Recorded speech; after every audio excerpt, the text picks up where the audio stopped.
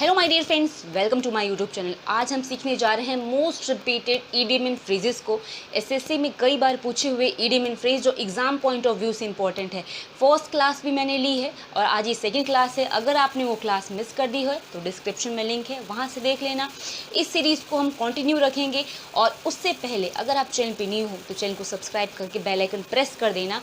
और अगर आपको वीडियो पसंद आए तो वीडियो को लाइक भी कर देना और इसे शेयर भी कर देना। विदाउट वेस्टिंग टाइम अपनी क्लास को स्टार्ट करते हैं।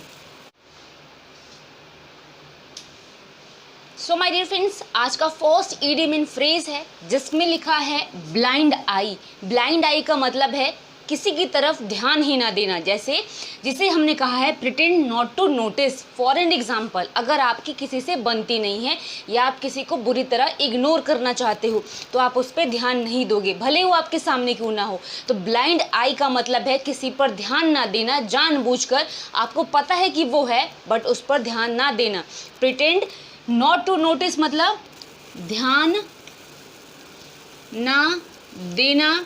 ब्लाइंड आई, ब्लाइंड का मतलब अंधा होता है, आई आँख होता है। याद करने के लिए आप कर सकते हो किसी की तरह, जब मन ना हो तो बिल्कुल अंधा बन जाओ, ठीक है। ब्लाइंड आई का मतलब प्रिटेंड नॉट टू सी, यानी उसको पूरी तरीके से इग्नोर करना, ध्यान ना देना। नेक्स्ट वर्ड देखो, in black and in black and white का मतलब होता है जो भी चीज़ लिखित रूप में हो, ठीक है। एक चीज़ होती है ओरल, जैसे कि आपका पहले बचपन में एग्ज़ाम होता होगा ओरल टेस्ट दिया होगा आपने, फिर आपकी पेपर बेस्ड होने लगा यानी राइटिंग बेस्ड होने लगा। तो एक बात है, इन ब्लैक एंड वाइट को हम वही कहते हैं जो चीज़ें लिखित रूप में हो, राइटिंग में हो, उसी को कहते हैं इन ब्लैक एंड वाइट। जैसे कि आप याद कर सकते हो ब्लैक बोर्ड पर ब्लैक पेन से मैंने लिखा, इन ब्लैक एंड वाइट को इस तरीके से याद कर सकते हो। अगला है a shot in the dark, जिसका मतलब है अंधेरे में तीर चलाना। जैसे आपने हिंदी मुहावरे में सुना होगा कि क्यों अंधेरे में तीर चला रहे हो, बेकार जाएगा।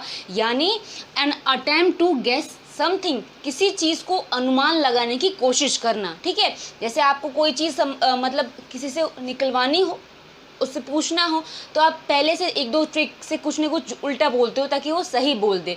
तो जैसे कि किसी भी चीज़ का पता लगाना, अंधेरे में तीर चलाना हिंदी का मुहावरा है, उसी को कहते हैं शॉट इन द डार्क, मतलब कुछ पता लगाना, खुद से प्रयास करके कुछ पता लगाना। अगला है part and parcel. Part and parcel एक अभिन्न अंग यानी एक महत्वपूर्ण हिस्सा जिसको बोलते हैं, एन इम्पॉर्टेंट पार्ट इसका मतलब होता है। पार्ट एंड पार्सल बहुत ही इम्पॉर्टेंट है, कई बार पूछा हुआ ईडियम एंड फ्रेज है जिसका मतलब होता है महत्वपूर्ण हिस्सा। अगला देखो spick and span. Spick and span का मतलब साफ सुथरा होता है, जिसे हम नीट एंड क्लीन भी कहते हैं या तो टाइडी भी बोल देते हैं। टाइडी मतलब भी साफ होना होता है, ठीक है। तो स्पिक एंड स्पैन का मतलब होता है साफ सुथरा। नेक्स्ट देखो प्रॉज एंड कॉन्स। अब आपने बचपन में शुरू से ही पढ़ा होगा pros and cons, merit and demerit, advantage and disadvantage. यानी हर किसी चीज़ में उसकी अच्छाई भी होती है और बुराई भी होती है। तो प्रॉज एंड कॉन्स का मतलब होता है उसकी क्या लाभ हैं और उसके क्या नुकसान हैं, जिसे हम एडवांटेज एंड डिसएडवांटेज कहते हैं। तो प्रॉज एंड कॉन्स का मतलब होता है लाभ और नुकसान। अब देखो आगे की ईडियम एंड फ्रेजेस को। अगला ईडियम एंड फ्रेज देखो, स्ट्रेन एवरी नर्व। इसका मतलब होता है हर प्रयास कर लेना, ठीक है। Try all tricks, make all efforts, जिसका मतलब होता है स्ट्रेन एवरी नर्व मतलब हर चीज़ खंगाल लेना, हर प्रयास कर लेना, हर कोशिश कर लेना। तो क्या कहते हैं, हर कोशिश कर लेना। Strain every nerve, make all efforts या फिर ट्राई ऑल ट्रिक्स, जिसका मतलब हर कोशिश करके देख लेना। नेक्स्ट देखो एज हार्ड एज नेल। सबसे पहले नेल क्या होता है, नेल होती है कील, ठीक है, जो कीलें लगी होती है दीवार में लगाने वाली, तो उसको नेल कहते हैं, और नेल्स जब होता है उसको हम नाखून कहते हैं। तो अब मैं बात करूं एज हार्ड एज नेल का मतलब कि कील की तरह कठोर होना, यानी जिसको हम निर्दयी होना कहते हैं, जिसका मतलब है टू हैव नो फीलिंग, किसी के लिए कोई फीलिंग ही ना होना, यानी बिल्कुल निर्दयी स्वभाव का होना, कोई दया ना होना। इसका मतलब क्या होता है? निर्दयी होना। अगर आपकी वोकैब स्ट्रॉन्ग है तो कुछ कुछ जो इसके अंदर वर्ड होते हैं आप उन वर्ड से ही मीनिंग गेस कर सकते हो। जैसे कि नेल, नेल मतलब कील होती है, नेल मतलब कील की तरह कड़ा होना, कठोर होना। अगला देखो एट सिक्सेस एंड सेवन्स, इसका मतलब होता है कंफ्यूज होना, यानी परेशान होना, दुविधा में होना। अब आप इससे भी कर सकते हो कि आपका कोई आंसर है जो आप रट के गए हो, याद नहीं है कि वो 6 था या 7 था, आप कंफ्यूजन में हो, उससे भी आप याद कर सकते हो। यानी कि दुविधा वाली जो स्थिति होती है उसको हम कहते हैं एट सिक्सेस एंड सेवन्स, दुविधा में होना। नेक्स्ट है कॉल स्पेड अ स्पेड, मतलब पूरी तरीके से स्पष्ट होना, जो जैसा है उसके मुंह पे या उसको उसी तरीके से स्पष्ट रूप से बोल देना, फ्रैंकली बात करना। कॉल स्पेड अ स्पेड, यानी स्पेड को स्पेड बोल दिया, तो मतलब क्या है? पूरी तरीके से आप स्पष्ट बात करने वाले हो, ठीक है, फ्रैंक हो, मतलब स्पष्ट बोलना, जो जैसा है उसके मुंह पे वैसे बोल देना। अगला है डोंकीज ईयर, डोंकीज ईयर का मतलब होता है एक लंबा समय, ठीक है, आप इसको थोड़ा याद कर लेना।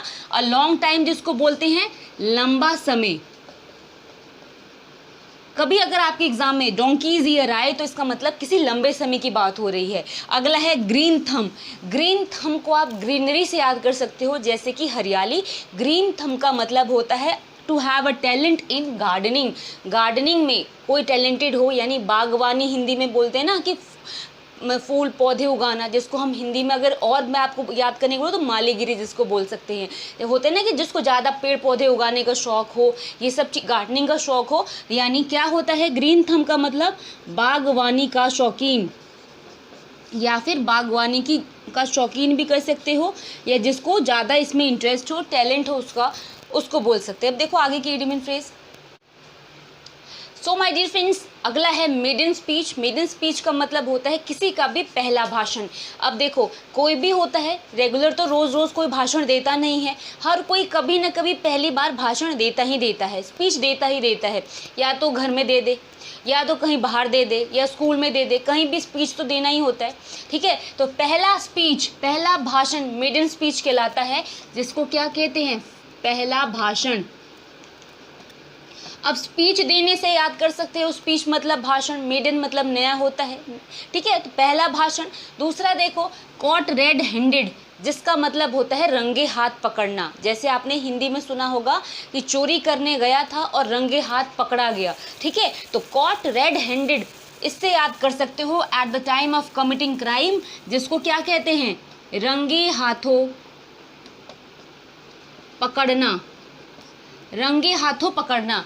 अगला है काउच पोटैटो।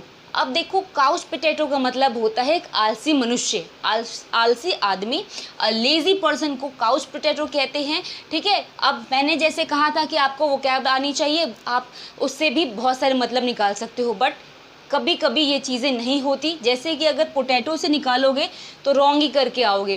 काउच पोटैटो को याद कर लेना, जिसका मतलब लेजी पर्सन होता है, जिसका मतलब है आलसी आदमी।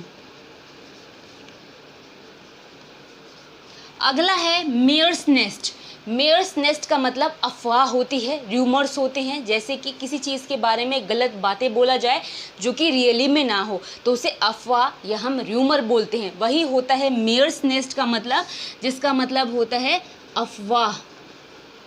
अगला है वोल्फ इन शीप्स क्लोथिंग, जिसे हम पाखंडी बोलते हैं, जैसे कि बकरी के खाल में भेड़िया हो, ठीक है, आपने पढ़ा भी होगा छोटी छोटी बच्चों की बुक्स में कि जो भेड़िया होता है बकरी का खाल लेके आ जाता है, बहुत एक फिक्शन वाली स्टोरी होती है बच्चों को डराने समझाने के लिए। तो इसका मतलब क्या होता है? पाखंडी इंसान जो ऊपर से अच्छा अंदर से बुरा हो, हाइपोक्राइट हो, हाइपोक्राइट वर्ड का मतलब ही पाखंडी होता है, ठीक है, तो इसका मतलब क्या है? पाखंडी। अगला देखो of and on. Of and on कभी कभी आए, इसका मतलब ओकेजनली, कभी कभी ही होता है। अगर कभी भी आपके एग्ज़ाम में ऑफ एंड ऑन आ गया तो इसका मतलब होता है ओकेजनली, जिसको हम कभी कभार या कभी कभी ही कहते हैं। अगला है हार्ड एंड फास्ट। जो चीज़ें हार्ड एंड फास्ट हो इसका मतलब वो स्ट्रिक्ट है यानी कठोर है। पहला वर्ड है हार्ड, इसी से आप याद कर सकते हो स्ट्रिक्ट चीज़ों को कहते हैं यानी कि कठोर चीज़ों को कहते हैं। सो माय डियर फ्रेंड्स, ये छोटी सी क्लास थी पार्ट 1 यानी इसी सीरीज़ की पहली क्लास मैंने करा दी है और डिस्क्रिप्शन में लिंक है, अगर आपने नहीं देखी तो वहाँ से देख लेना।